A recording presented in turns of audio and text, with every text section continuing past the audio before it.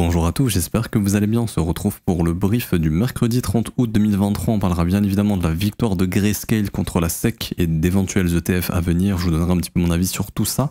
On parlera également d'Ethereum, on fera un point technique sur Bitcoin et Ethereum. Et je pense que ce sera tout pour aujourd'hui. Je vous montrerai aussi quelque chose de très suspect sur les contrats dérivés grâce à Trading Light qui va me permettre de lire la heatmap. Ça, on verra ça plutôt à la fin, je pense. Avant de commencer, je vous invite à mettre un pouce bleu si le contenu vous plaît et également à nous rejoindre sur notre team sur BitGet. Le tournoi commence très bientôt, c'est le 1er septembre. Il vous reste 2 jours pour vous inscrire. On est 118, donc on est beaucoup dans l'équipe. Je vois pas d'autres équipes avec plus de membres. Enfin, je sais pas où est-ce qu'on voit ça.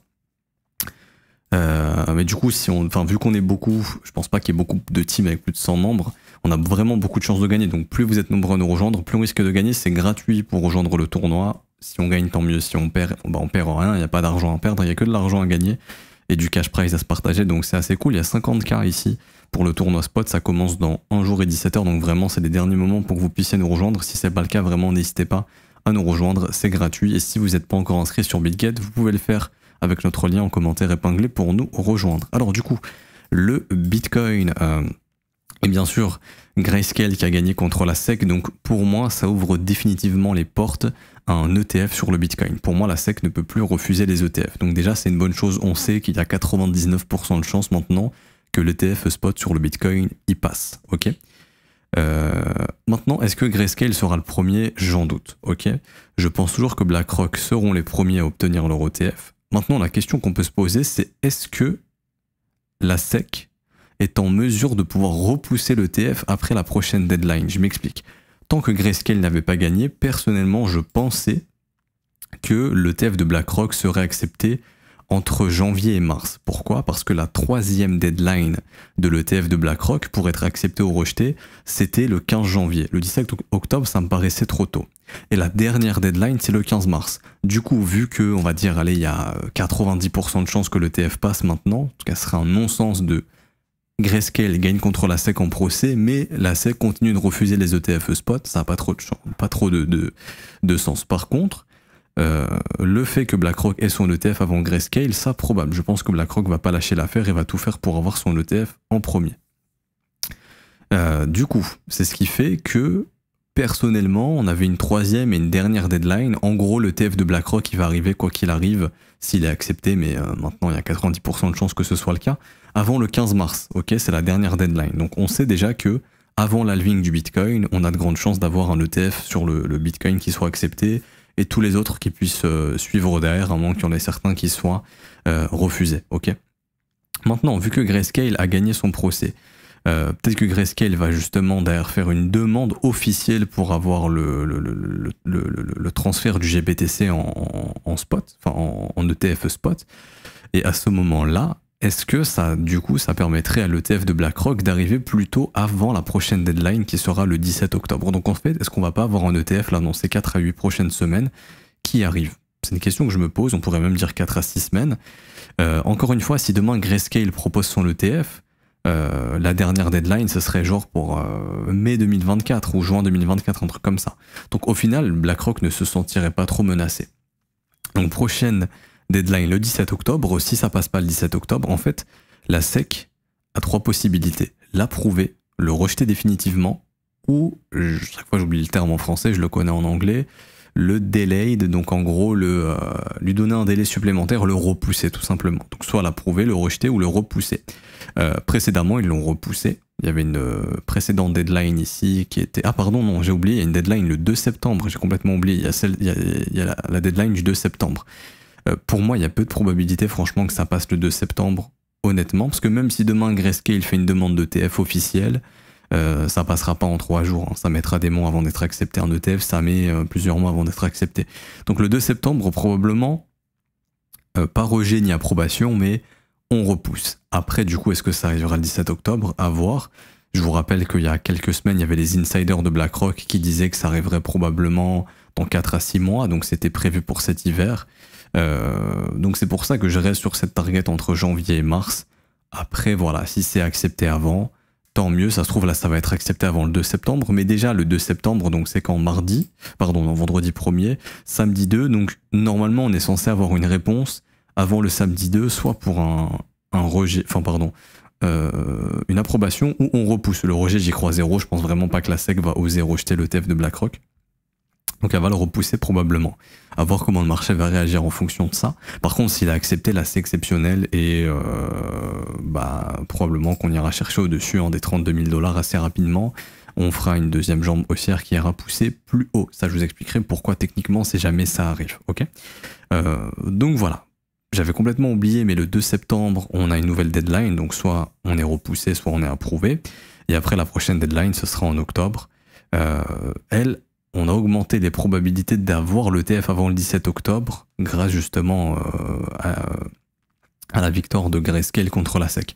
Maintenant, pour moi, le plus probable toujours, ce serait entre janvier et mars, soit la 3e, soit la 4e deadline, très très probablement. Je pense que la SEC va tout faire pour retarder tout ça, et voilà. Donc n'hésitez pas à me dire en commentaire ce que vous en pensez. Est-ce que vous pensez que là ça va arriver très bientôt, l'ETF, là le 2 septembre? Enfin du coup ce serait vendredi s'il y a une annonce officielle, probablement, peut-être samedi, ou peut-être même aujourd'hui, enfin faut savoir que ce sera avant le 2 ou le 2. Et du coup, si le 3, il n'y a rien, prochaine deadline, ce sera le 17 octobre et il n'y aura rien avant cette deadline-là, potentiellement. Et puis après, du coup, 3e et 4e deadline. Enfin, c'est pas pour rien qu'il y a toutes ces deadlines ici, hein, c'est pour laisser le temps à la SEC d'étudier ou de repousser le plus longtemps possible jusqu'à ce que ce soit accepté. Mais ce qu'il faut retenir, en gros, c'est que cette victoire de Grayscale, pour moi, confirme l'ETF qui arrive. Maintenant, encore une fois, la date, c'est quand et surtout qui est en premier. Perso, je pense toujours que ce sera BlackRock qui aura son ETF en premier. Parce que BlackRock, c'est qu'il y a un gros marché et qu'il faut être le premier. Je pense qu'ils vont tout faire pour être les premiers. Maintenant, Bitcoin, du coup, on avait notre zone de combat, résolution haussière. Bon, la news aide à faire cette résolution haussière. Après, on s'en fout, le graphique est comme il est. Et donc là, on est dans notre zone très importante, la zone de Dead Cat Bounce. Si c'est un rebond, un faux rebond pour une continuation baissière, le prix n'ira pas plus haut que ça. Le prix va consolider un petit peu, peut-être gratter un petit peu plus haut pour se retourner derrière et faire une continuation baissière.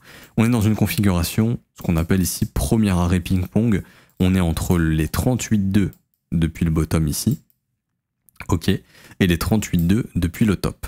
Si les acheteurs gagnent, ils vont casser les 38,2 des vendeurs. Et donc pour moi, si vraiment on casse les 38,2 ici, ça ouvre clairement les portes à au moins venir chasser les stops au-dessus de 30 400 $, mais surtout à aller faire un nouveau plus haut. Rappelez-vous la règle du premier arrêt. Tant que le premier arrêt est maintenu, l'objectif est d'aller faire des plus hauts. Je vous fais souvent l'exemple et je vais vous le refaire. Vous prenez par exemple le bull market précédent de 2017, enfin pas celui de 2021 du coup, mais de 2017, et vous tracez vos fibs. Vous verrez le concept très puissant du premier arrêt. Vous prenez votre bottom ultime, vous prenez votre top, et vous regardez où le prix s'arrête. Le prix s'arrête ici à 38,2. Rappelez-vous que 38,2 est maintenu. Objectif, nouveau sommet. 38,2 est maintenu. On fait un nouveau sommet. Ici, on regarde. J'étends mon Fibo jusqu'au top. 38,2 maintenu. Objectif, nouveau sommet. On fait un nouveau sommet. Je prends mon Fib. Je l'étends jusqu'au top. 38,2 parfaitement maintenu. Objectif, nouveau sommet. On continue. Je prends mon Fib ici. On a un gros retracement, mais comme par magie, 38,2. On s'arrête ici. Et derrière, le rallye. Donc 38,2 maintenu, nouveau sommet. 38,2 ici parfaitement maintenu, nouveau sommet. Et ici on avait JP Morgan qui était rentré massivement à l'achat. Grâce au GBTC d'ailleurs. Ils étaient rentrés du côté de Grayscale. Et donc ensuite on pump, on dump. Est-ce que 38,2 a cassé? Non. Objectif, nouveau sommet, etc. etc. Jusqu'à ce que 38,2 casse et que le marché soit baissier. 38,2 maintenu, rebond mais pas de plus haut, cassure de 38,2, fin du bull market. Ok. Et donc là on est parfaitement sur 38,2. Donc tant que c'est maintenu, objectif, on peut toujours faire des nouveaux sommets. Maintenant si le prix est rejeté là, dans cette fenêtre de Dead Cat Bounce, c'est continuation baissière. Et donc là on cassera 38,2 et donc là on aura bien l'information qu'on est passé d'un marché en tendance à un marché en range. Et donc l'action de prix la plus probable jusqu'à cet hiver, ce serait genre des rebonds, des dumps, des rebonds, des dumps. Si c'est vraiment une dynamique propre, ce serait ça. Jusqu'à ce qu'on ait un bottom, ok. Si c'est une dynamique relou, des fois ça arrive, comme on a déjà eu sur ce rallye haussier, ça pourrait faire des trucs comme ça. Voilà, quelque chose comme ça de très chiant à trader jusqu'à ce qu'il y ait un vrai bottom qui se forme. Et là, une belle tendance qui se met en place, ok. Donc pour ça, niveau clé, 27 700 $, on est en train de consolider autour, vous voyez ici. Et niveau clé pour les bulls, 25 500. Maintenant, d'un point de vue technique court terme, pour moi, réintégrer sous les 26 800, ça pue.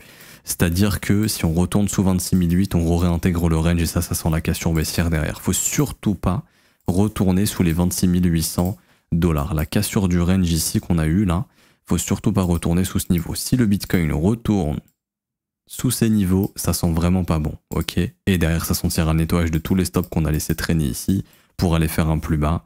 Et rappelez-vous, il y a des niveaux à combler plus bas. D'ailleurs, on est venu combler la grosse imbalance ici qu'on avait vue. Là, vous voyez la grosse imbalance qu'on a laissée. On est en train de combler tout ça. On en a de l'imbalance en daily jusqu'à environ 29 000 $. Sinon, en échelle horaire, tout ça, on a quasiment tout comblé. Si je passe en 15 minutes, par exemple. Hop. On avait de l'imbalance jusqu'à... Imbalance importante, hein, jusqu'à environ 28 230 $ ici sur Coinbase. On a pumpé jusqu'à 28 189 $. Donc on a quasiment tout comblé. C'est pour ça que dans cette imbalance, si le prix commence à faiblir, ça sent pas bon. Par contre, tant que le prix ne faiblit pas, avantage pour les bulls depuis la cassure ici. Et on va tenter d'aller casser le premier arrêt pour, pourquoi pas, tenter d'aller faire de nouveaux sommets derrière. Par contre, si on rejette le prix ici, ça sent pas bon.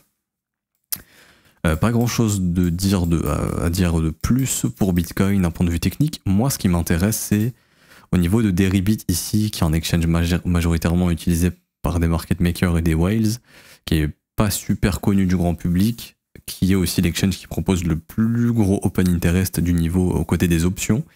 Quand on fait des analyses du marché options, d'ailleurs, on a une expiration option importante vendredi, je pense, là. On va checker ce que ça donne. Après, je vous montrerai ce que je voulais vous montrer. Où est-ce que c'est par contre? C'est là. On va checker un petit peu les max pen price, etc. Je pense qu'on a une grosse expiration. Tac, tac, tac, 2 septembre. Non, il n'y a rien pour le 2 septembre. Non, pardon, c'est samedi, 1er septembre du coup. Ouais. 1er septembre, un peu plus d'un 673 millions, ça va. Et du coup, fin août, 31 août? Non. Donc c'est vraiment le 1er septembre. Max pen price 27 000 $, donc ça c'est le prix de souffrance. Si on clôture à 27 000 $, il y a plein d'acheteurs et vendeurs sur les options qui vont être corrects. Et sinon côté calls, ça a acheté pas mal de calls jusqu'à 31 000 $. Donc il y en a beaucoup qui aimeraient voir le Bitcoin au-dessus des 31 000 $ pour la vendredi 1er. Max pen price à 27, donc clôturer à 27, ça ferait perdre un maximum de gens. Et clôturer sous 25 500, ça ferait gagner beaucoup d'acheteurs de puts. Après au niveau des valeurs intrinsèques, des positions qui restent ouvertes actuellement, beaucoup d'acheteurs de puts qui vont tout faire pour défendre le niveau des 29 000, 29 500, 30 000 $. Et côté calls, beaucoup vont défendre 27 000, voire 26 500 $. Donc il y a de grandes chances jusqu'à vendredi qu'on ferme le prix entre 27 et 29, d'après la lecture du marché option. Et du coup, pour revenir là-dessus, alors, ici sur Deribit, ce que vous voyez ici, c'est les ordres de vente et d'achat. Plus les ordres sont foncés, plus ils sont gros. Ok. Tout ce qui est au-dessus du prix, c'est du sell limit. Tout ce qui est en dessous du prix, c'est du buy limit. Donc ces ordres ici étaient du sell limit. Et ils étaient positionnés depuis le 18 août. Donc bien avant que Grayscale gagne contre la SEC. Et ce qui est intéressant, c'est qu'il y a des ordres en limite, en sell limit, en millions, de 27 300 jusqu'à 28 000. Ils ont tous été fill. C'est-à-dire que quand il y a eu le pump, ici, là, tous les ordres d'ici ont été fill. Peut-être vous verrez mieux comme ça, mais vous voyez là, tous les ordres d'ici, ils ont été fill. Ça signifie quoi? Ça signifie qu'il y a des whales qui ont profité de ce pump pour fill des positions. Maintenant, on va essayer de déceler, parce qu'encore une fois, un sell limit, ça peut être deux types de trades. Ça peut être soit la fermeture d'un long, soit l'ouverture d'un short. Ok.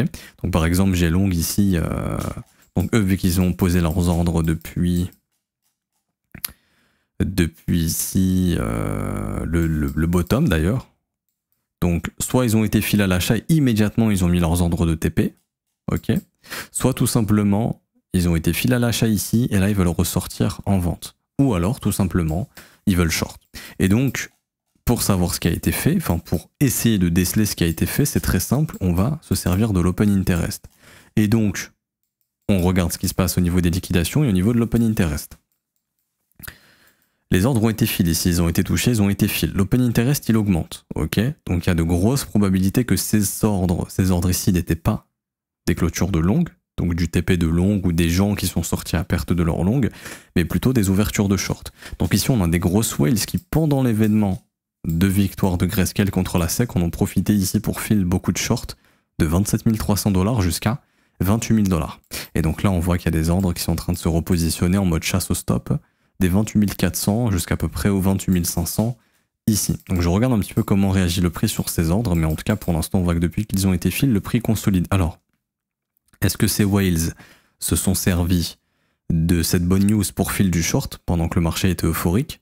Peut-être, parce qu'il y en a beaucoup qui ont filé beaucoup de positions. On voit ici sur ce pump, ça a ouvert beaucoup de positions et du long et du short. Pour l'instant, c'est les shorters qui sont bloqués, donc avantage à un short squeeze. Par contre, si le prix revient premièrement sous 27 300 et ensuite sous 26 100, tous les acheteurs qui ont acheté seront coincés et derrière ce sera un bain de sang pour liquider ces acheteurs. Donc il faut vraiment que...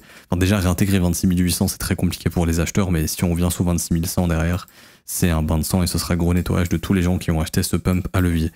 Mais quoi qu'il en soit ici, voilà, je voulais vous partager ça, c'est une information assez pertinente.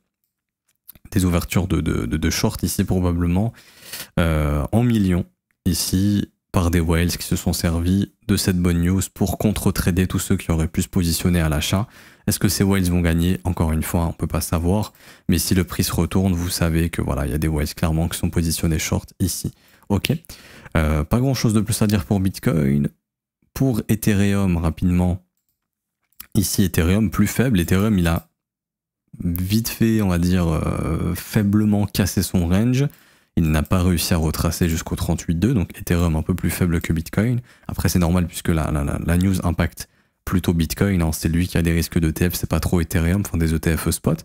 Maintenant n'oubliez pas que il y a le GBTC, donc en gros c'est le moyen de spéculer sur le Bitcoin depuis Grayscale, donc c'est GBTC qui serait transformé en ETF, mais on a aussi ETHE. ETHE c'est le même produit que propose Grayscale pour Bitcoin, mais là c'est pour Ethereum. Et vous voyez ici, ETHE a beaucoup pump, et GBTC également, beaucoup plus que le BTC spot que nous on connaît sur les exchanges classiques. Et donc là, je vais revenir ici, mais Ethereum, ETHE qui a énormément pump, qui est le contrat de Grayscale, ici, et contrairement au spot qui n'a pas énormément pump. Donc même la victoire de Grayscale contre la SEC pourrait peut-être amener un ETF spot de la part de Grayscale dans ces prochains mois, peut-être 2024-2025. N'hésitez pas aussi à me dire ce que vous en pensez. Est-ce que vous pensez qu'un ETF Grayscale, ça pourrait arriver?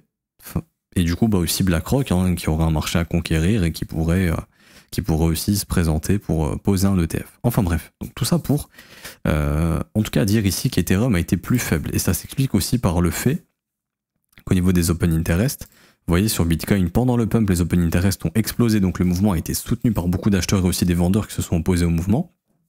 Mais c'est les acheteurs qui ont gagné.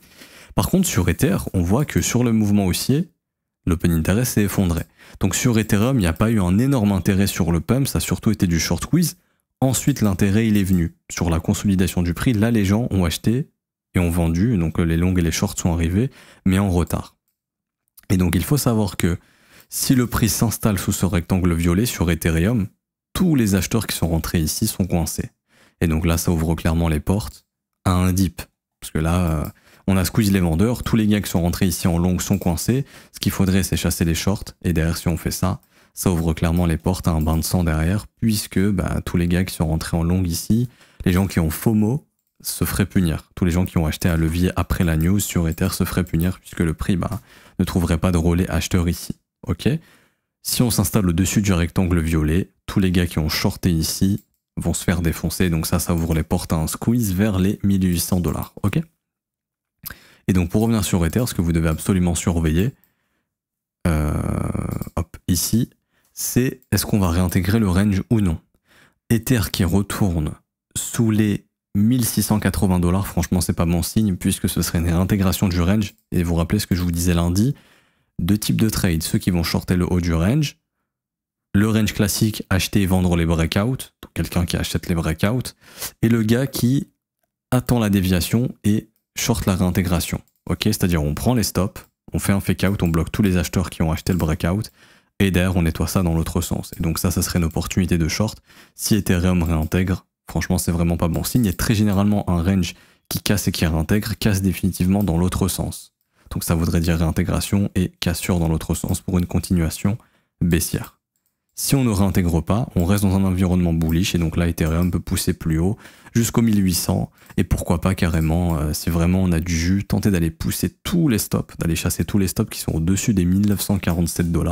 Là ça serait vraiment un bon mouvement aussi jusqu'au 1947 ici. Donc si vraiment il y a des signes de force, pourquoi pas carrément aller pousser jusqu'au 1940. Si on réintègre le range, ça pue et là ça sent la continuation baissière.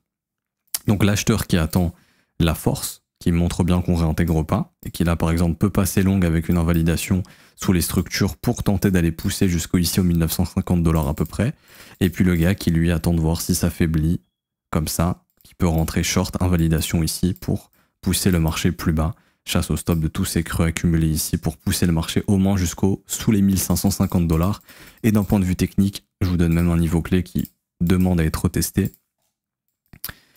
zone des ici 1440 $ jusqu'à 1450 et pareil des grosses zones d'imbalance qui attendent de 1296 jusqu'à 1316 $. Ça c'est des niveaux qui peuvent être testés.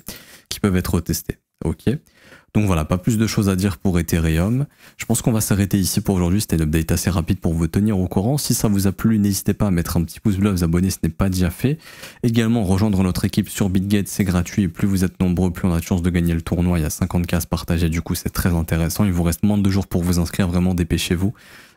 C'est les derniers moments pour le faire. Je vous le rappellerai vendredi si jamais c'est pas fini, mais je pense que ce sera terminé à ce moment-là, quasiment sûr même. Donc vraiment, il vous reste aujourd'hui et demain pour vous inscrire. Dépêchez-vous.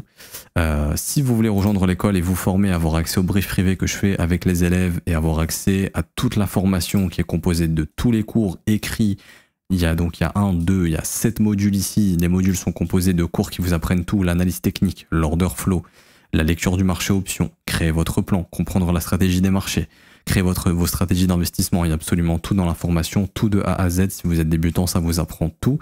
Et également, vous avez le suivi quotidien des briefs que je fais avec les élèves. Actuellement c'est 1 jour sur 2, mais en septembre on reviendra tous les jours quand la volatilité reviendra un peu plus et on observe aussi le marché action, etc. On a d'autres stratégies pour le marché action, le fondamental aussi qui vous est appris sur le marché traditionnel pour déceler les bonnes entreprises, en tout cas les chiffres importants à surveiller pour voir si une entreprise est en bonne santé. On vous apprend tout ça, donc vous pouvez nous rejoindre maintenant, ça commence à 49 € par mois. Sans engagement, si vous voulez annuler, vous annulez quand vous le souhaitez, le renouvellement, et vous avez des réductions sur les offres plus long terme. Actuellement, l'abonnement annuel qui a une réduction de 36% qui est à 380 € au lieu de 588 €. Et pareil, semestriel, il y a une réduction, trimestrielle également, et pareil, vous pouvez annuler quand vous le souhaitez. Vous avez les avis, si vous voulez, des élèves dans cette rubrique ici. Hop, avis des élèves, et vous avez tous les témoignages aussi dans le Discord directement. Vous cliquez ici, ça vous ramènera dans le Discord pour lire les témoignages des élèves si jamais vous voulez avoir des retours sur l'école. Je m'arrête ici pour aujourd'hui, je vous souhaite une bonne journée, on se retrouve vendredi, ciao ciao.